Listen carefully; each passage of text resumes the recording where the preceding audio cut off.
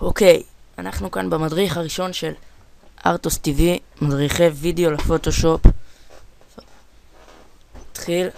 אני רוצה להסביר לכם היום על הכלים ועל שימוש בסיסי בפוטושופ. נתחיל מפתיחת דף חדש, ניו. נבחר כל את המידות שלו. יש לנו פה כל מיני דברים מוכנים, למשל נייר ארצות הברית, נייר בינלאומי, אתר. אני מעדיף לעשות לבד המידות. יש לנו כל מיני יחידות מידה, פיקסלים, אינצ'ים, סנטימטרים, מילימטרים, כל מיני. אני אוהב לעבוד בפיקסלים. סתם נבחר 500 על 500. לא חייב, כל אחד המטרה שלו. נתחיל איתכם בדבר הכי בסיסי שיש, יצירת ריבוע. קודם כל זה חלון השכבות.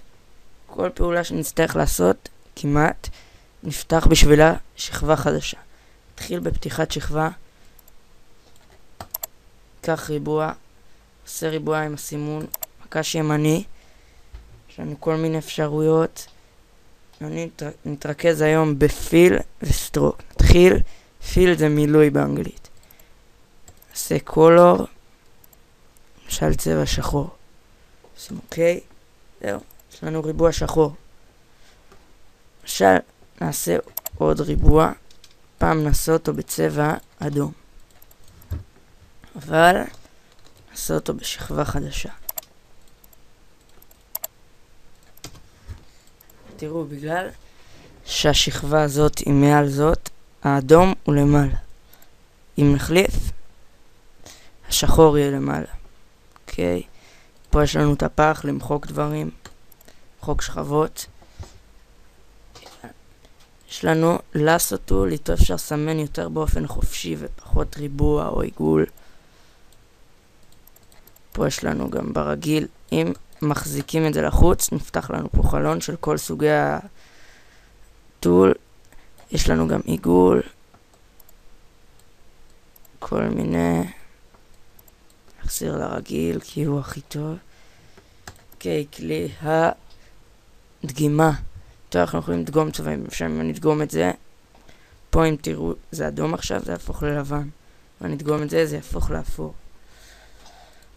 כלי המברשת, כלי בסיסי. פה יש לנו הגדרות מברשת. אפשר לבחור את גודל המברשת. אם אני אעשה, זה למשל 62, 2500, את כל המסך. הנה. עכשיו יש לנו, אני אסביר את שני הסוגים הבסיסיים של המברשות. מברשת רגילה, כמו שציינו כאן, ומברשת מטושטשת, שהיא בעצם נראית ככה.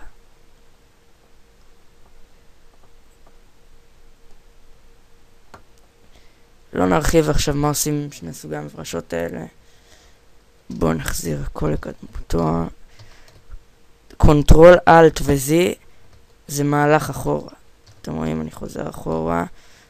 קונטרול שיפט וזי זה מהלך אחד קדימה. אוקיי. איזה עוד כלים יש? נסביר רק על הבסיסים. יש כלי המחק, למשל ציירנו. רוצים למחוק את זה. או שפשוט אפשר לסמן, למחוק. שימו לב שאתם על שכבה, למשל, אני לא יכול למחוק על שכבת הרקע, אבל אם אני אצייר פה, יסמן, מוחק. אוקיי. כלי המילוי, זה, אני בטוח שכולכם מכירים אותו מתוכנות כמו צייר. כלי הגרדיאנט יכול ליצור לנו מעברי צבע חלקים, כל מיני שמגיעים עם התוכנה. אם נפתח את זה נוכל לראות, ונוכל גם ליצור בעצמנו, למשל לבן ושחור, ואז עושים ניו, זה שומר לכם. עושה פה ולבן. אוקיי, עכשיו כל מיני כלים אחרים פה יש לנו. כלי הטשטוש, הוא בעצם מטשטש לנו דברים. בואו נדגים. למשל, אני אצור לי פה משהו ויגדיל את המברשת של זה. תראו שהצורה לאט לאט מתחילה להתשתש. בניגוד אליו יש לנו את כלי החידוד, הוא בעצם מחדד דברים, עושה את הפעולה ההפוכה של לראות לאט לאט צבעים מתחדדים. יש לנו כלי המריחה, עשינו משהו ואפשר למרוח אותו. לא נרחיב את השימושים של הכלים האלה בינתיים, אבל רק שתדעו שזה קיים. אוקיי, כלי הבהירות בעצם מבהיר לנו את הדברים. למשל ציירנו פה משהו, רעים, ולאט לאט תראו איפה שאני עושה ככה, תראו את זה מתבהר. בניגוד אליו יש את כלי השריפה, הוא ממקהה את הדברים. תוכלו לכוון, למשל זה הרמה של ההקהה. אוקיי, כלי הפנט הוא לא נפל. כלי הטל, תשים מאוד, אפשר ליצור איתו.